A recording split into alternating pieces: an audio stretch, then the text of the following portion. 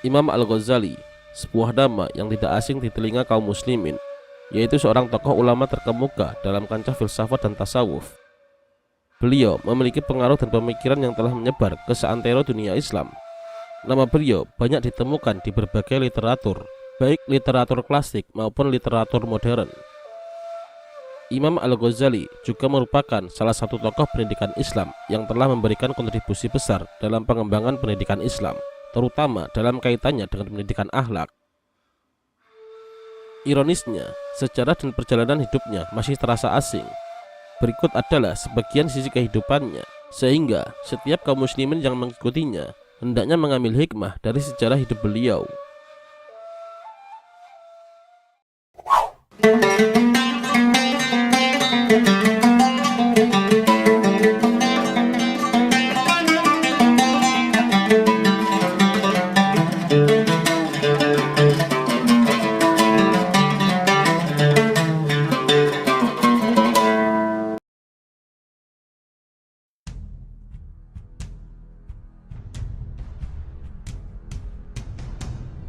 Nama lengkap Imam Al-Ghazali adalah Abu Hamid Muhammad bin Ahmad Al-Ghazali.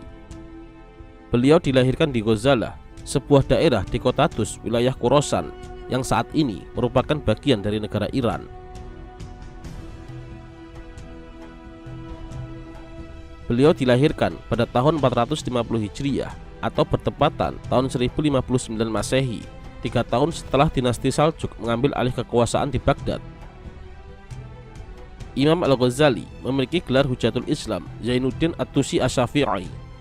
Kemudian riwayat lain menyebutkan nama lengkap beliau beserta gelarnya yaitu Syekh Al-Ajal Al-Imam Az-Zahid Asy-Syaid Al-Muwafaq Hujatul Islam, dan secara umum beliau lebih dikenal dengan sebutan Imam Al-Ghazali. Para ulama nasab berselisih dalam penyandaran nama Imam Al-Ghazali. Sebagian mengatakan bahwa penyandaran nama Al-Ghazali mengacu pada daerah Ghozalah di Tusi, yaitu tempat kelahiran beliau. Dan sebagian lagi mengatakan penyandaran nama Al-Ghazali mengacu pada mata pencaharian dan keahlian keluarganya, yaitu menenun, sehingga nisbatnya ditasydid Al-Ghazali. Demikian merupakan pendapat Ibnu Asir serta Imam An-Nawawi.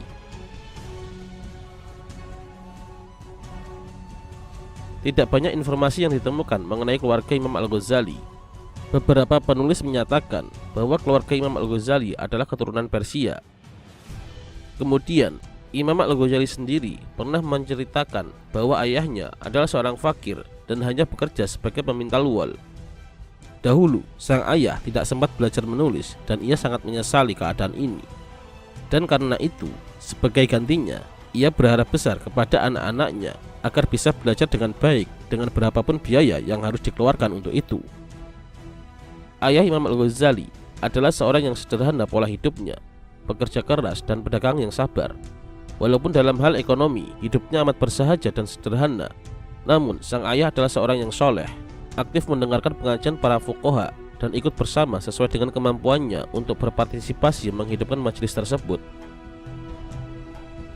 Disebutkan bahwa ayahnya sangat menyenangi ulama dan sangat rajin menghadiri majelis-majelis pengajian. Tak jarang, ayah Imam Al-Ghazali menitikan air mata pada saat mendengarkan tausiah yang disampaikan oleh para ulama yang sedang ia datangi untuk menimba ilmu. Bahkan, sering memberikan sesuatu dari hasil jerih payahnya kepada para ulama sebagai ungkapan rasa simpatik, serta ayahnya juga gemar membantu kebutuhan sesama. Dalam kitab Tabaqat Asy-Syafi'iyah, Imam Ghazali berkata bahwa ayahnya adalah seorang fakir yang soleh, tidak memakan kecuali hasil pekerjaannya dari kerajinan membuat pakaian kulit. Beliau berkeliling mengunjungi ahli fikih dan bermajelis dengan mereka serta memberikan nafkah semampunya. Apabila mendengar perkataan mereka, yaitu ulama para ahli fikih, ayahnya menangis dan berdoa memohon diberikan anak yang faqih. Apabila ayahnya hadir di majelis ceramah nasihat, ayahnya juga menangis dan memohon kepada Allah Ta'ala untuk diberikan anak yang ahli dalam ceramah nasihat. Kiranya Allah mengabulkan kedua doa ayah Imam Al-Ghazali tersebut. Imam Al-Ghazali tumbuh menjadi seorang yang faqih dan saudaranya Ahmad menjadi seorang yang ahli dalam memberi ceramah nasihat. Namun amat disayangkan usia ayahnya tidak memberikan kesempatan kepadanya untuk menyaksikan keberhasilan anak-anaknya tersebut sesuai dengan doanya, yaitu menjadi seorang ulama yang masyhur di kalangan umat Islam. Sementara itu, sejarah tentang ibunya tidak banyak orang yang mengetahuinya. Namun, bahwa ibunya hidup hingga menyaksikan kehebatan anaknya di bidang ilmu pengetahuan dan melihat popularitasnya serta gelar tertinggi di bidang keilmuan.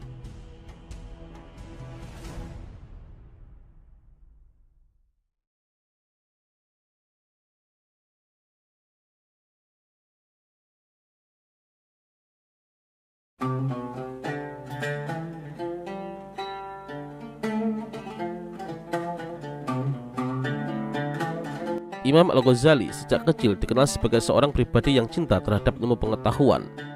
Sebagaimana yang dikatakan oleh Imam Al-Ghazali sendiri, sesungguhnya kehausan untuk menyelami hakikat segala sesuatu merupakan kebiasaan sejak dini. Sifat ini merupakan fitrah yang dikaruniakan oleh Allah kepadaku, bukan pilihan atau karena usahaku sendiri, sehingga aku terbebas dari segala taklid dan kepercayaan warisan, sementara usiaku masih muda. Pendidikan pertama kali yang didapat oleh Imam Al-Ghazali berasal dari lingkungan keluarganya sendiri. Dari keluarganya, Imam Al-Ghazali mulai belajar Al-Quran. Sang ayah selalu menanamkan nilai-nilai keagamaan terhadap Imam Al-Ghazali sejak dini.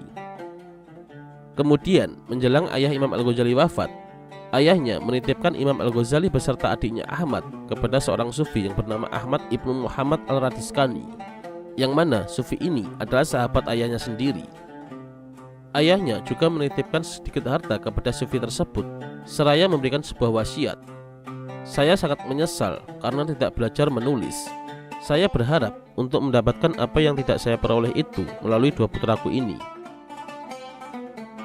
Dari sinilah awal mula pencarian ilmu seorang Imam Al-Ghazali. Beliau dirawat dan dididik oleh sufi sahabat ayahnya dengan baik. Namun, pendidikan yang diberikan tidak berlangsung lama. Hingga pada suatu hari, harta titipan yang diberikan ayahnya habis, dan sufi tersebut tidak mampu lagi untuk memberikan makan kepada Imam Al-Ghazali dan adiknya Ahmad. Maka dengan sangat terpaksa, mereka berdua dimasukkan ke sebuah madrasah yang menanggung biaya hidup bagi para muridnya. Di madrasah inilah Imam Al-Ghazali bertemu dengan Yusuf Al-Nashad, seorang guru sufi kenamaan pada saat itu. Dan di sini pula sebagai titik awal bagi perkembangan intelektual dan spiritualnya, yang kelak akan membawanya menjadi seorang ulama besar yang berpengaruh dalam perkembangan pemikiran Islam. Pada awal belajar di madrasah tersebut, Imam Al-Ghazali beserta adiknya mula-mula belajar fikih madzhab Syafi'i dan teologi atau ilmu tauhid yang berpaham Asy'ariyah dari seorang guru yang bernama Ahmad bin Muhammad Az-Zarqani At-Tusi. Selama belajarnya di madrasah ini, Imam Al-Ghazali juga belajar tentang riwayat para wali dan kehidupan spiritual mereka, menghafal syair-syair mahabbah atau cinta kepada Allah, serta tafsir Al-Quran dan Sunnah.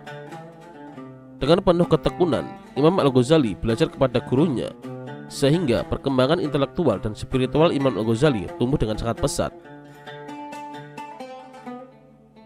Kemudian, antara tahun 465 sampai 470 Hijriah, Imam Al-Ghazali pergi ke Mazandaran, sebuah daerah yang terletak di kota Jurjan, untuk melanjutkan studinya dalam bidang fikih di bawah bimbingan Abu Nasr Al-Ismaili selama 2 tahun. Kala itu usianya belum mencapai 20 tahun. Di madrasah ini, selain belajar ilmu agama, Imam Al-Ghazali juga giat mempelajari bahasa Arab dan bahasa Persia, serta belajar dasar-dasar usul fikih. Tidak diketahui dengan jelas berapa lama Imam Al-Ghazali berada di Jurjan. Namun setelah itu, beliau kembali ke kota kelahirannya selama 3 tahun untuk mengkaji ulang hasil pelajarannya di Jurjan, sehingga beliau dapat menguasai pelajaran itu dengan baik. Setelah itu, beliau hijrah ke Naisabur untuk melanjutkan belajarnya dan masuk ke Madrasah Nizamiyah yang dipimpin oleh imam 2 kota, yaitu Imam Al-Haramain Al-Juwaini, yang merupakan seorang ulama besar ahli fikih madzhab Syafi'i serta ahli ilmu kalam Al-Asy'ari pada masanya. Dari Imam Al-Juwaini, Imam Al-Ghazali memperoleh ilmu kalam dan ilmu mantik. Berkat ketekunan dan kerajinan yang luar biasa dan kecerdasannya yang tinggi, maka dalam waktu yang tidak lama, Imam Al-Ghazali menjadi ulama besar dalam mazhab Syafi'iyah yang beraliran teologi Asy'ariyah. Bahkan, Imam Al-Ghazali sempat menuliskan karya pertamanya dalam bidang fikih, yaitu yang tertuang dalam kitab Manqul fil Ilmi Al-Usul. Kemudian di madrasah ini pula Imam Al-Ghazali pernah belajar teori dan praktik tasawuf kepada Abu Ali Al-Fadl Ibnu Muhammad Ibnu Ali Al-Farmadi, seorang tokoh sufi yang berasal dari Tus dan merupakan murid dari tokoh sufisme Naisabur, yaitu Al-Qushairi. Imam Al-Ghazali mempelajari ilmu ini dari segi teori dan dia upayakan untuk mempraktekannya.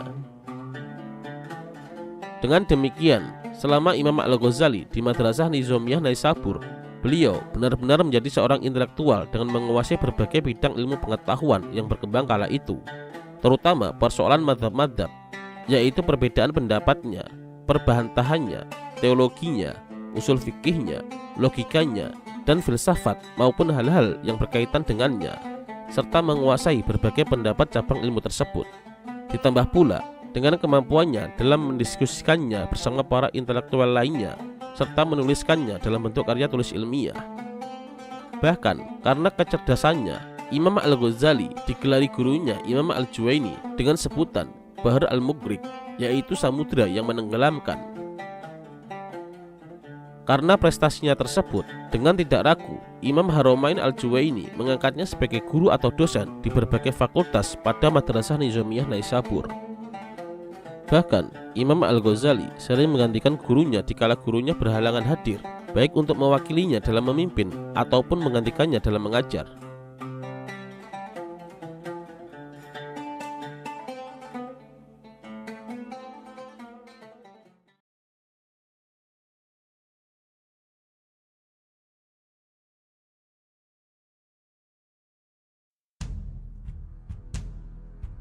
Semasa hidupnya, Imam Al-Ghazali mengabdikan diri kepada ilmu pengetahuan.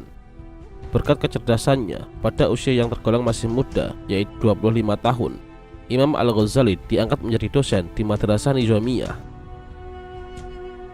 Walaupun kemasyhuran telah diraih oleh Imam Al-Ghazali, beliau tetap setia terhadap gurunya Imam Al-Juwaini sampai dengan wafatnya pada tahun 478 Hijriah. Sebelum gurunya wafat, gurunya tersebut memperkenalkan Imam Al-Ghazali kepada Nizam Al-Mulk. Nizam Al-Mulk dalam sejarah Islam terkenal sebagai seorang negarawan Islam yang amat berjasa dalam memajukan perkembangan pendidikan Islam. Ia adalah seorang Perdana Menteri atau Wazir dari Sultan Malik Shah Daulah Bani Seljuk yang berdarah Persia. Madrasah-madrasah yang dibangunnya dan dibiayainya dinamakan Madrasah Nizamiyah. Madrasah-madrasah tersebut tersebar di seluruh negeri dalam wilayah Daulah Bani Seljuk, yaitu di Baghdad, Naisabur, Asfahan, Basrah, Mosul, dan beberapa tempat lainnya. Setelah gurunya Imam Al-Juwaini wafat, Imam Al-Ghazali meninggalkan Naisabur menuju ke Muaskar untuk bertemu dengan Perdana Menteri Nizam Al-Mulk. Imam Al-Ghazali kemudian diminta untuk memberikan pengajian tetap sekali dalam 2 minggu di hadapan para pembesar dan pakar intelektual. Pada waktu itu, Imam Al-Ghazali telah mencapai puncak prestisius dalam karir keilmuannya, sehingga pengajiannya dihadiri oleh 300 ulama terkemuka. Melalui corak berpikir yang brilian dan kemampuan argumentasi yang kuat, serta karya-karyanya membuat dikenal luas di kalangan masyarakat, dan bahkan membuat kagum Perdana Menteri Nizam Al-Mulk, sehingga dirinya diangkat menjadi guru besar atau rektor di Madrasah Nizamiyah pada tahun 484 Hijriah, yang ketika itu Imam Al-Ghazali masih berusia 34 tahun. Selama mengemban jabatan sebagai pimpinan atau rektor, banyak karya kitab yang ditulisnya yang meliputi fikih, ilmu kalam, dan kitab-kitab sanggahan terhadap aliran-aliran kebatinan, Ismailiyah, dan filsafat. Jabatan rektor yang selama 4 tahun diembannya membuat namanya melejit dan menjadikannya sebagai salah satu ilmuwan dan ahli hukum yang disegani. Halaqah pengajian yang semakin luas membuat nama Imam Al-Ghazali semakin populer di berbagai tempat hingga ke kota Baghdad. Kepopuleran Imam Al-Ghazali bukan hanya di lingkungan pendidikan, namun sampai ke lingkup pemerintahan kerajaan Baghdad. Sedemikian diseganinya beliau, sehingga tidak ada satupun putusan negara tanpa persetujuannya. Pemerintah juga memberikan jubah kenegaraan dan menjadikannya sebagai mufti kerajaan Seljuk, yang mana pengaruhnya melebihi seorang amir dan perdana menteri. Di sela-sela kegiatannya dalam mengajar, Imam Al-Ghazali juga berkesempatan untuk mempelajari filsafat secara mendalam, sehingga kurang dari 2 tahun dia sudah menguasai segala aspek filsafat Yunani, terutama filsafat yang telah diolah oleh filosof muslim seperti Al-Farabi, Ibnu Sina, Ibnu Miskaweh, dan lain sebagainya. Keahliannya dalam filsafat terbukti dari buah karyanya, yaitu kitab yang berjudul Maqasid Al-Falasifah, kemudian buku kedua Tahawud Al-Falasifah. Reputasinya dalam bidang filsafat ini menambah beliau dikenal di kalangan intelektual dan masyarakat umum, karena memang belum ada orang yang mampu di masanya mengkritik pemikiran para filosof dengan senjata mereka sendiri, yaitu dengan logika. Tetapi keadaan yang demikian tidak selamanya menenteramkan hati Imam Al-Ghazali. Di dalam hatinya mulai timbul keraguan. Pertanyaan-pertanyaan baru mulai muncul. Inikah ilmu pengetahuan yang sebenarnya? Inikah kehidupan yang dikasihi Allah? Inikah cara hidup yang diridhai Allah, yaitu dengan mereguk madu dunia sampai ke dasar gelasnya? Bermacam-macam pertanyaan timbul dari hati sanubarinya. Keraguan dalam daya serap indera dan olahan akal benar-benar menyelimuti dirinya. Dalam keadaan ini, Imam Al-Ghazali menderita krisis rohani sebagai akibat sikap kesangsiannya yang dikenal dengan skeptisisme oleh kalangan orang barat, yaitu krisis yang menyangsikan terhadap sebuah pengetahuannya, baik yang bersifat empiris maupun rasional. Akibat krisis ini, beliau menderita sakit selama 6 bulan. Oleh karena itu, Imam Al-Ghazali tidak dapat menjalankan tugasnya sebagai guru besar di Madrasah Nizamiyah. Kemudian, Imam Al-Ghazali meninggalkan semua jabatan yang disandangnya, yaitu rektor atau guru besar di Madrasah Nizamiyah, dan kemudian mengembara ke negeri Syam. Di negeri Syam, Imam Al-Ghazali mulai kehidupan yang jauh dari manusia dan menempuh kehidupan zuhud. Ia tinggal di Masjid Jami' Damaskus, dan setiap harinya beliau hanya beribadah, uzlah, riyadah, dan mujahadah yang berlangsung selama kurang lebih 2 tahun. Selama di Syam ini, Imam Al-Ghazali menjadi hamba Allah yang betul-betul mampu mengendalikan hawa nafsunya, yaitu hanya beribadah kepada Allah yang dilakukannya setiap hari. Namun, selama dalam uzlahnya tersebut, Imam Al-Ghazali juga mulai menyusun beberapa karya tulis. Di antara kitab yang beliau tulis pada waktu itu yang cukup terkenal hingga saat ini adalah Ihya Ulumuddin, yang beliau tulis di menara Masjid Jami' Damaskus. Kemudian pada tahun 490 Hijriah, Imam Al-Ghazali pindah ke Palestina, dan di sini pun beliau tetap merenung, membaca, dan menulis. Pada waktu itu beliau tinggal di Masjid Baitul Maqdis. Selama di Masjid Baitul Maqdis, Imam Al-Ghazali selalu berdoa memohon kepada Allah Subhanahu wa Ta'ala supaya diberi petunjuk sebagaimana petunjuk yang dianugerahkan kepada para nabi. Sesudah itu, tergeraklah hatinya untuk berangkat ke Makkah dan Madinah untuk menunaikan ibadah haji dan berziarah ke makam Nabi Muhammad Rasulullah SAW. Setelah kurang lebih selama 10 tahun dalam pengembaraannya, Imam Al-Ghazali pulang kembali ke Naisabur, dan kemudian beliau diminta oleh Fakhru Al-Mulk, yaitu putra Nizam Al-Mulk, untuk mengajar dan memimpin kembali Madrasah Nizamiyah. Akan tetapi, pekerjaannya itu hanya berlangsung selama 2 tahun, dan kemudian Imam Al-Ghazali memutuskan untuk kembali ke kota kelahirannya, yaitu Tus.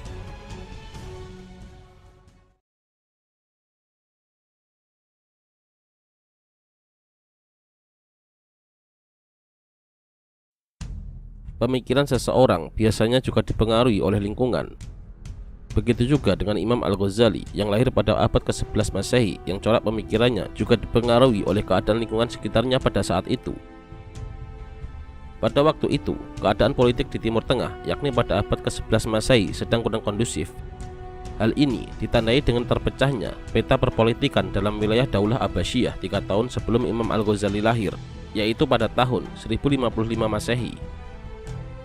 Di saat itu, lahir beberapa faksi yang berakar dari perbedaan mazhab kalam. Di antaranya yang berkembang adalah aliran Murji'ah, Syiah, dan Sunni atau Ahlussunnah.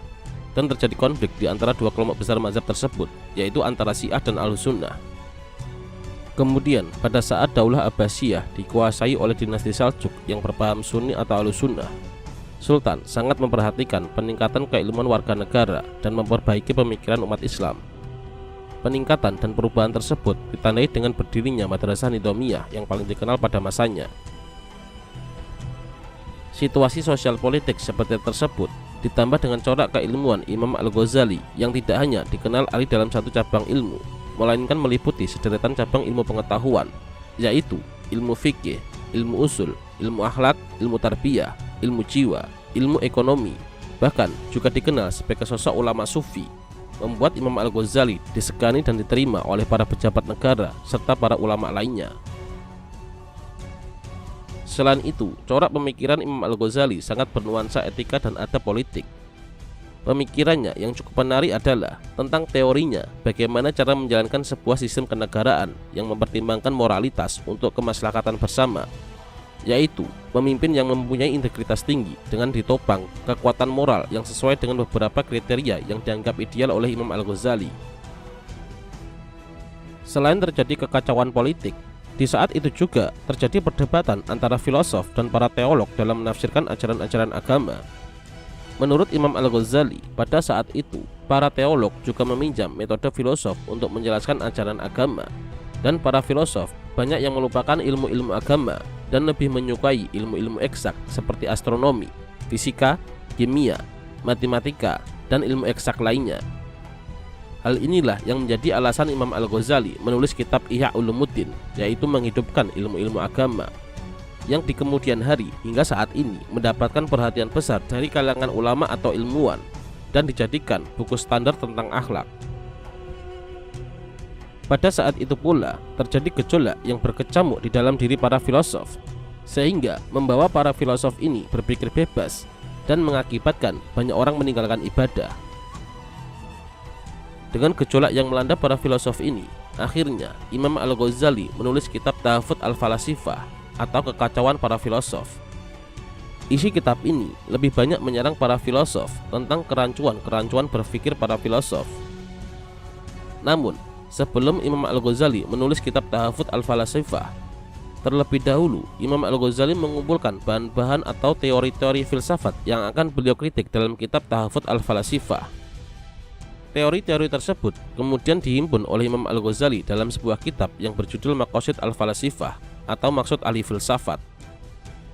Kitab Maqasid Al-Falasifah disusun Imam Al-Ghazali dengan teori argumentatif yang sangat kuat, sehingga pada waktu itu tidak ada seorang pun yang mampu membantah. Karena banyak keahlian yang secara prima dikuasai oleh Imam Al-Ghazali, maka tidaklah mengherankan jika kemudian hari Imam Al-Ghazali mendapatkan bermacam gelar yang mengharumkan namanya, seperti gelar Hujatul Islam atau pembela Islam, Zain ad-Din, perhiasan agama, Syekh Asy-Syufiyin, guru besar dalam tasawuf, dan Imam Al-Murabbin, pakar bidang pendidikan. Julukan Hujatul Islam dan Zainuddin disandarkan kepada beliau sebab kecerdasan berhujah yang Imam Al-Ghazali miliki ketika menghadapi para filosof. Namun demikian bukan berarti Imam Al-Ghazali menolak filsafat. Imam Al-Ghazali juga menggunakan filsafat sebagai media untuk menjelaskan suatu kebenaran prinsip-prinsip seperti matematika dan fisika, dan juga untuk menguatkan ajaran agama, yaitu dengan meminjam kaidah-kaidah filsafat untuk membela agama. Menurut Imam Al-Ghazali, para filosof memiliki banyak kesalahan dalam ranah ketuhanan. Mereka tidak bisa melakukan penelitian pada ranah ketuhanan sebagaimana yang mereka terapkan terhadap tataran lapangan logika, sehingga menyebabkan banyak kesalahan yang ketika dikonfirmasikan dengan pemahaman agama akan sangat bertentangan. Dengan pemikiran yang demikian, sehingga banyak para filosof yang berusaha menyingkirkan pengaruh agama, hingga terangkumlah sebuah kesimpulan bagi para filosof bahwa nilai-nilai filsafatlah yang tertinggi, sementara nilai-nilai agama adalah lebih rendah. Melihat sekian banyak masalah yang dibahas, Imam Al-Ghazali menganggap tidak semua dari masalah dari para filosof tersebut menyebabkan kekafiran. Imam Al-Ghazali menitik beratkan kekeliruan filosof yang membawa kepada kekafiran adalah pada 3 hal. 1. Pendapat bahwa alam adalah qadim. 2. Tuhan tidak memiliki juz'iyat. 3. Tidak adanya kebangkitan jasmani. Adapun pendapat mereka yang lainnya dianggap dekat dengan paham Mu'tazilah, dan itu tidak mesti dikafirkan.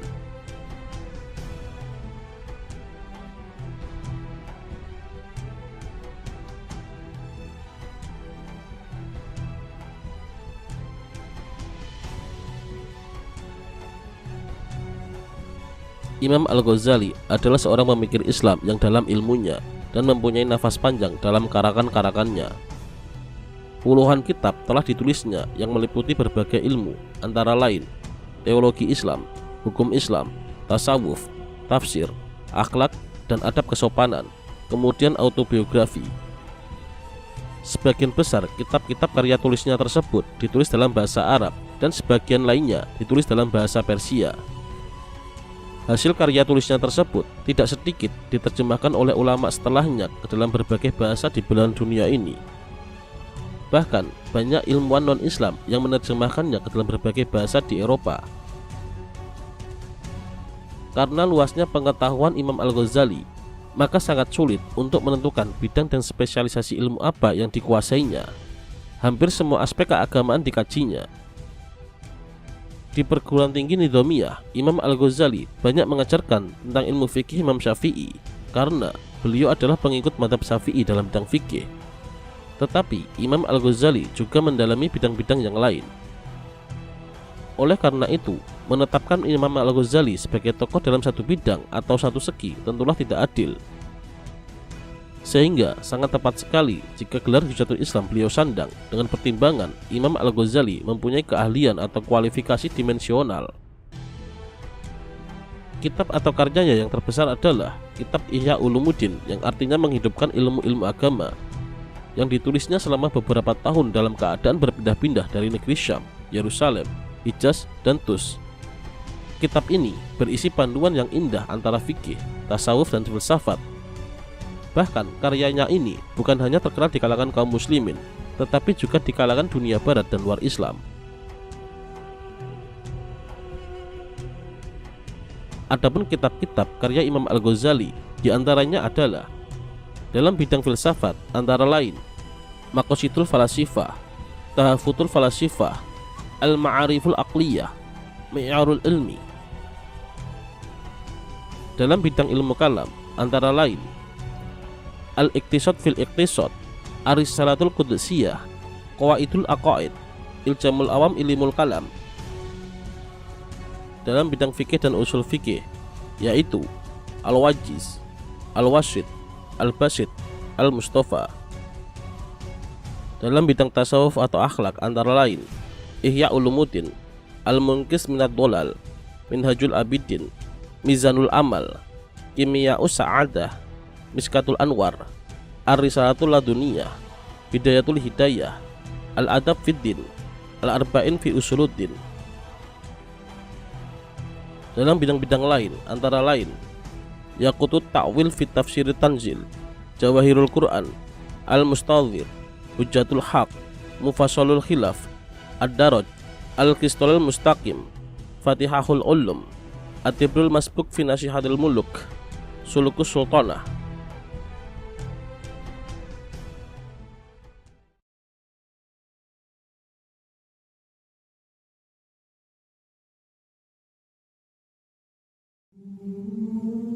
Setelah kembali mengajar dan memimpin madrasah Nizamiyah selama 2 tahun, Imam Al-Ghazali akhirnya kembali ke tempat kelahirannya, yaitu kota Tus. Di kotanya tersebut, Imam Al-Ghazali kembali menekuni ilmu yang selama ini beliau pelajari dan menjaga waktunya untuk beribadah. Kemudian, Imam Al-Ghazali juga mendirikan serta mengasuh madrasah dan khondaqoh atau semacam pesantren sufi di samping rumahnya. Di tempat ini, beliau habiskan sisa waktunya dengan menghatamkan Al-Quran, berkumpul dengan ahli ibadah, mengajar para penuntut ilmu, melakukan sholat dan puasa, serta ibadah lainnya sampai beliau meninggal dunia. Selain itu, di akhir kehidupan beliau juga dihabiskan dengan kembali mempelajari hadis dan berkumpul dengan ahlinya. Imam Az-Zahabi berkata, pada akhir kehidupannya, beliau tekun menuntut ilmu hadis dan berkumpul dengan ahlinya, serta menelaah Sahihain, yaitu Sahih Bukhari dan Sahih Muslim. Seandainya beliau berumur panjang, niscaya dapat menguasai semuanya dalam waktu singkat. Beliau belum sempat meriwayatkan hadis dan tidak memiliki keturunan kecuali beberapa orang putri. Pada saat detik-detik kewafatannya, sebuah peristiwa indah terjadi. Abul Farad Ibnu Al-Juzi dalam kitab As-Sabat Indal Mamat memaparkan cerita dari Imam Ahmad, saudara kandung Imam Al-Ghazali. Suatu hari, persisnya pada hari Senin tanggal 14 Jumadil Akhir tahun 505 Hijriah, saat terbit fajar, Imam Al-Ghazali mengambil air wudhu lalu menunaikan ibadah sholat subuh. Usai sholat, Imam Al-Ghazali berkata, "Saya harus memakai kain kafan." Lalu ia mengambil, mencium, dan meletakkan kain kafan tersebut pada kedua matanya. Selanjutnya, Imam Al-Ghazali berkata, "Saya siap kembali ke hadiratmu dengan penuh ketaatan dan kepatuhan." Ia pun meluruskan kedua kakinya menghadap arah kiblat, lalu kembali kepada Sang Khalik untuk selama-lamanya. Imam Al-Ghazali wafat pada tanggal 19 Desember 1111 Masehi dan dimakamkan di Desa Tabran, Kota Tus. Proses wafatnya yang tenang, damai, dan indah mencerminkan kualitas kehambaannya selama hidup kepada Allah Subhanahu wa Ta'ala. Disebutkan, Imam Al-Ghazali menjelang wafatnya berpesan kepada 3 orang. Salah satunya adalah adiknya yang bernama Ahmad. Dalam pesannya itu, pengarang kitab Ihya Ulumuddin ini meminta kepada ketiganya agar kelak setelah ia meninggal, agar tetangganya maupun masyarakat Islam lainnya tidak ada yang tahu. Imam Al-Ghazali memohon bahwa jenazahnya yang mengurus adalah 3 orang tersebut. Bahkan Imam Al-Ghazali menginginkan dirinya dikubur dalam rumahnya. Saat Imam Al-Ghazali wafat, yang terjadi justru sebaliknya. Banyak sekali yang bertakziah di rumahnya. Ada cerita di balik kedatangan para pelayat tersebut. Dikisahkan, sebelum Imam Al-Ghazali wafat, para sufi yang berada di Iskandariyah, Damaskus, Palestina, Mekah, hingga Madinah, serta semua orang yang pernah berinteraksi dengan Imam Al-Ghazali serempak bermimpi ditemui oleh Imam Al-Ghazali. Semua mimpi yang dialami kebanyakan orang tersebut sama, yaitu Imam Al-Ghazali berpamitan kepada mereka dengan didampingi adik dan 2 sahabatnya itu. Rumah Imam Al-Ghazali yang berada di Tus itu pun segera ramai dikunjungi banyak orang pelayat. Banyaknya pentakziah tersebut membuat tetangga Imam Al-Ghazali kaget. Mereka sepenuhnya tidak tahu apa-apa dan merasa Imam Al-Ghazali masih hidup seperti biasa. Mereka bahkan mengira bahwa Imam Al-Ghazali akan mengajar. Setelah mendengar bahwa banyak para pentakziah yang datang dari luar kota, tetangga-tetangga Imam Al-Ghazali baru sadar bahwa Imam Al-Ghazali telah wafat. Para tetangga pun kemudian ikut pergi melayat. Para pelayat pun kemudian tumpah ruah memenuhi tempat tinggal Imam Al-Ghazali. Para murid, pejabat pemerintahan, ulama, dan seluruh masyarakat berduyun-duyun datang berziarah ke makamnya. Hingga seluruh negeri kala itu melakukan hari berkabung.